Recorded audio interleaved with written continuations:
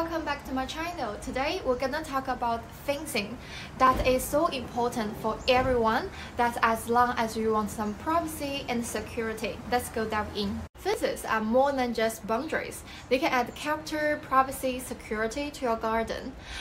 But there's so many different options available in the market. Choosing the right fence can feel overwhelming.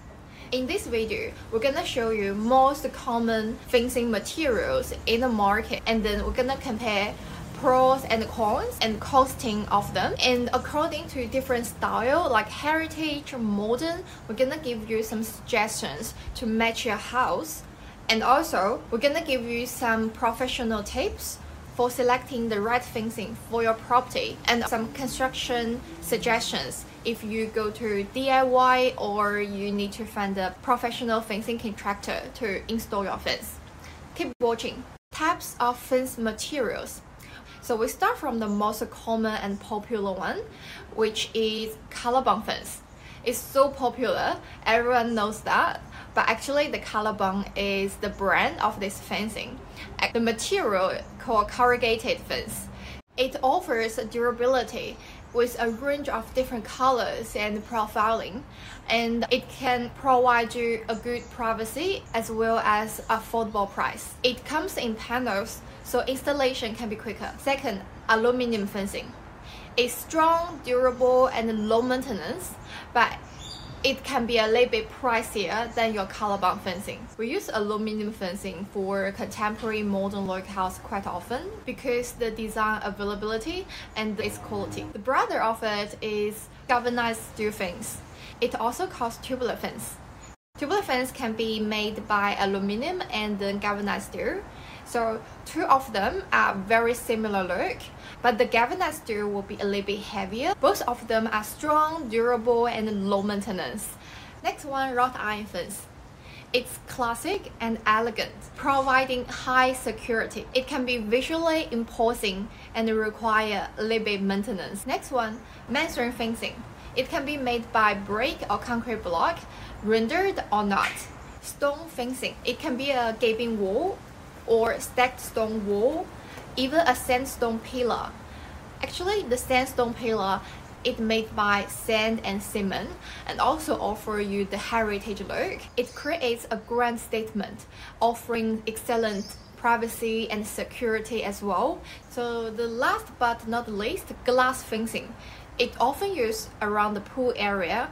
Obviously, it offers transparent view. It can be semi-frameless or frameless, which impacts the cost. In second part, we're gonna talk about council regulations and permits. Before you get too excited and start digging your post, it's crucial to check with your local council. There might be the regulations regarding to fencing height, fencing style, the material you're using in your area. You might need a council approval for fences exceeding a certain height. For example, in South Australia, there's a heritage street, character street, and normal street. Heritage street, they have the highest restriction towards the fences. For example, in some area, you can't exceed 1.2 or 1.5. It also has to be transparent or semi-transparent, which means you can't have a block wall to totally block the view from the street. But always double check with your specific council.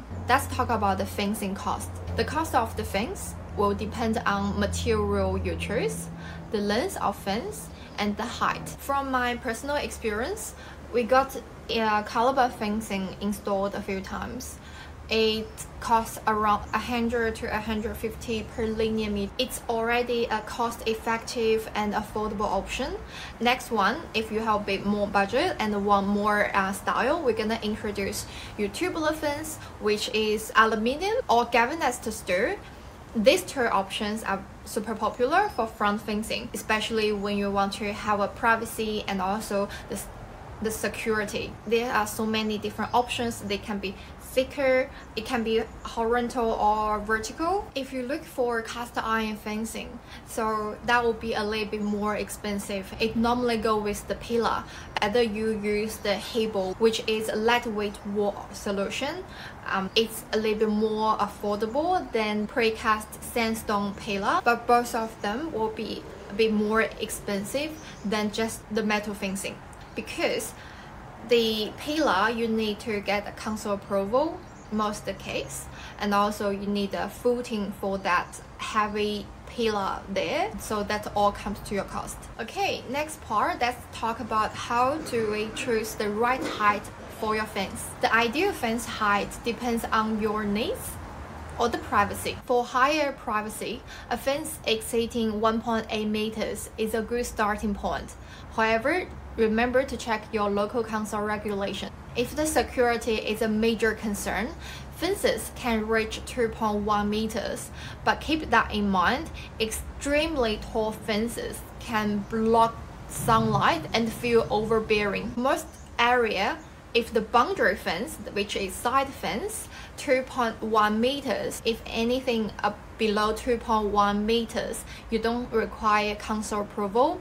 You need to check your local council when you apply that. For the front fencing, we're talking about 1.8 meters as well. If anything below 1.8 meters, normally you don't have to apply for council approval. Oh, by the way, some area you need to make sure under 1.8 as well as have the certain transparency, which is loose. You can see through a little bit from out straight to inside. But we have a good solution for that. You can plant a tall hedging, which is taller hedging plants around your fencing, which can provide the fully privacy.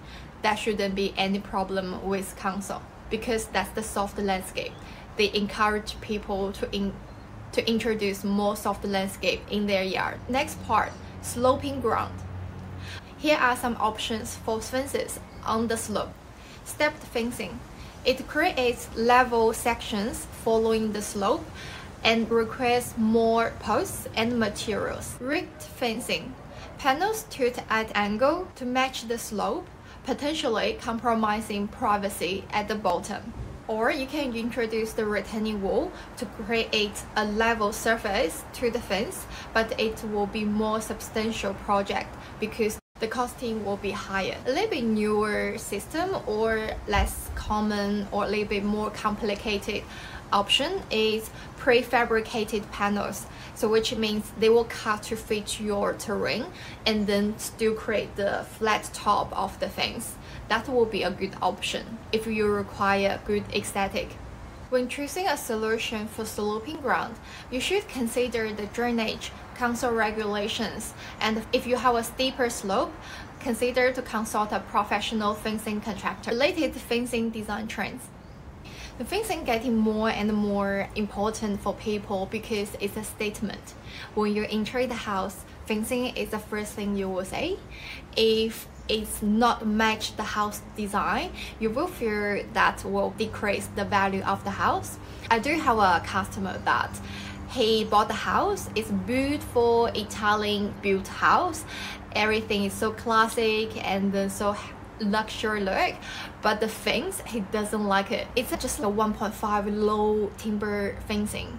It's like very common, you can see everywhere. It's not matched house at all, so they want us to just design the fence for him to increase the overall value of the house and also to place himself when he enters the house every day. Okay, so let's talk about some fencing style that you can consider to make over, to add more value, character, not just a privacy or security to your garden. Fence definitely is the most common and easier to match the most styles of the house. Here are some inspirational images so you can get the idea what a tubular fence look like and what are the options you can choose from. To add another layers of the aesthetic, you can consider to introduce the lightweight wall, which is a rendered Hebel wall, blueboard wall, or foam fast wall.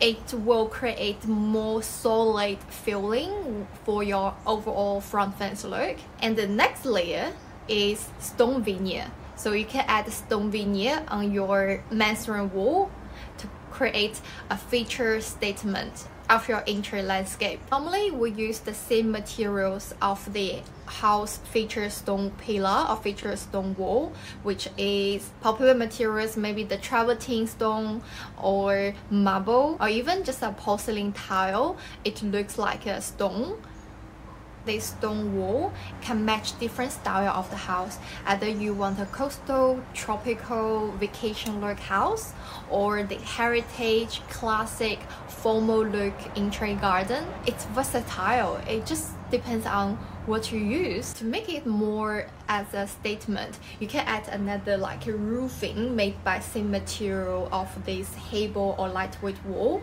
It really creates the entry wow factor. Also, it offers practical purpose because when it's raining day, people can hide underneath. I will share some of our previous fencing design project to give you some inspirations. The principle for designing a fencing for the house, we really need to look at the character of the architecture, which the style of the house, whether it's heritage, it's a modern, or it's very creative, like tropical, vacation look house. Sometimes fencing can be a statement, can be a feature, but also fencing can be a low-key feature in your house to merge to be a holistic picture of your whole property. If we go a little bit more creative and then bolder and then crazier, we can combine so many different materials like timber with render, with stone, or even a gaping wall for the unique and the visual interesting design. Don't forget the most important and the most affordable elements, which is the plants. It can also create that privacy from the street. Fences can be a perfect canvas for a touch of nature. Here are some ideas. A living fencing. It depends on your preference for the aesthetic or the privacy. Some hedges, it can only go the certain height, for example, only go to 1 meter or 1.5 meter.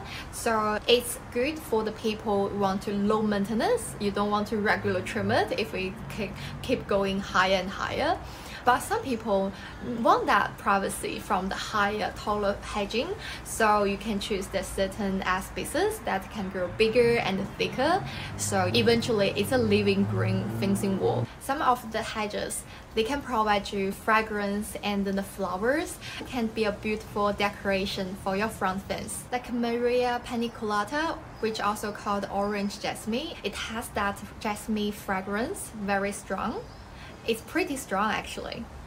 Or camellia, it provides you beautiful flowers in different colors, white, pink, different shades of the pink, right? Or you can consider the climbing plants like star jasmine or creeping fig. It depends on your preference and then your front fencing situation. Another way to integrate the plants is to create a raised garden bed for your frontage. If you don't want to use the high fence to block the distance from the neighbor to your house or to you, so you can create that raised garden bed, especially for the sloped block, the tiered of the raised garden bed with different beautiful plants. It can also create that beautiful feature for your entry landscape. Cactus and succulents are good option for the hot, dry climates. You literally want to create that coastal or tropical style of your house. Heritage or neighborhood guidance. If you live in a heritage neighborhood, here's how to ensure your fence design align with the aesthetics as well as the council requirements. Firstly, you need to check the council regulations.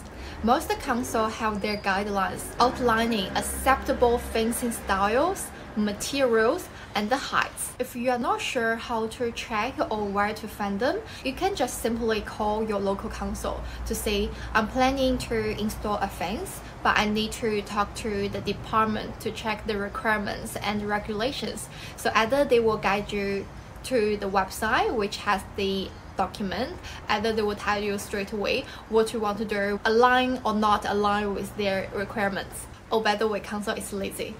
A lot of times they will tell us, please send us an email with the fence you want to install. So if you need help to draw up some fencing design, you can find a fence contractor to give you some ideas. Second, you can talk to your neighbor.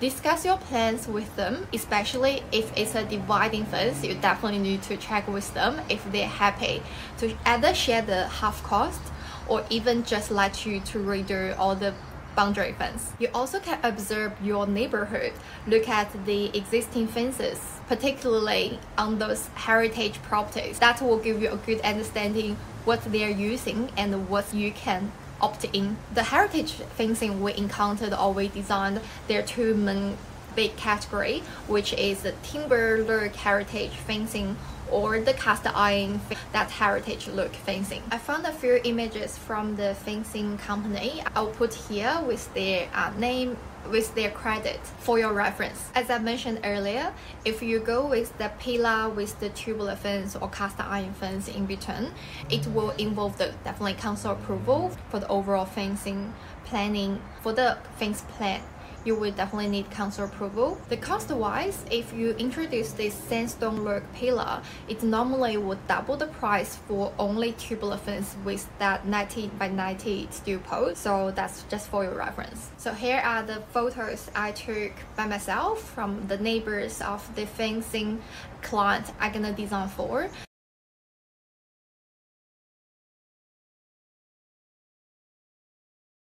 You can work around in your neighborhood and check what they're using.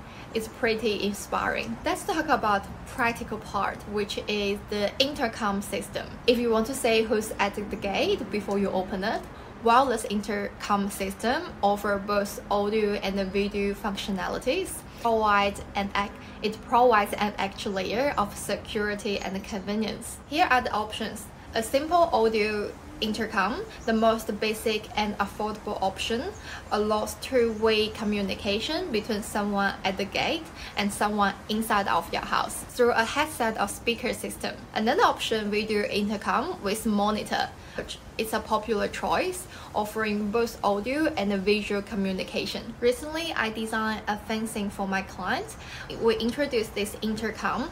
It not only provides that communication between the house and the gate, and also the intercom itself has the keypad, so literally you can use as the access for your gate. The last most popular system, which is smart video intercom, it's integrate your intercom with your smartphone app for ultimate convenience.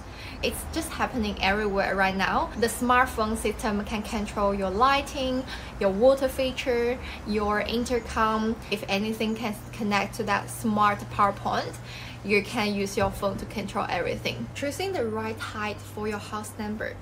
House numbers should be clearly visible for emergency services, delivery drivers, and visitors. A good rule of thumb is to position them between 1.4 meters and 1.8 meters. Here are some additional factors to consider. Visibility from street. If your house is set back from the road, consider placing the numbers slightly higher. Gate placement. If your house numbers are on the gate, make sure they are visible even when the gate is closed. Local council regulations. While uncommon, but some councils may have specific house number placement rules, so always check to avoid any non-compliance issues. Letterbox. Keeping your mail safe and secure is important. Here are some lockable letterbox options to suit your needs and styles. Wall-mounted boxes. A common choice offering a basic security with key locks. Parcel lockers, which combine the mailbox and the parcel box in one whole unit. It's perfect for the fragrant online deliveries. Here are some examples. It's larger and designed to accommodate the parcels of the decent size with the key or combination locks for added security. Modern letterbox. Sleek design with the key or combination locks offering both style and security. So most time letterbox will include your house number, and also it can be a signature or feature statement for your entry landscape. Here are the websites we use for purchasing designs for the letterbox. As you can see, you even can integrate the lightings and laser cut panels to your letterbox. So you can go bold to do any styles and design for your house, because that's your letterbox, that's your house features. That you can decide what you want to add for your house. So after all this information, I believe you have a good understanding of the fencing you like. Here are some of my thoughts when you consider to include the fencing for your house. Style first. Always consider your house style and to say what type of the fencing that match your house style more better, and then factoring your budget to consider what exactly materials to achieve the certain look then that can suit your budget as well as your house overall style. We are a landscape design company. We don't only specifically design the things, but we want to share our insights, our understanding and knowledge about the things for you guys to consider of your things. And also, if you need any garden design ideas from us, feel free to drop in the comments or contact us through our social media or email. Happy inspirations, happy garden design. I will see you next time.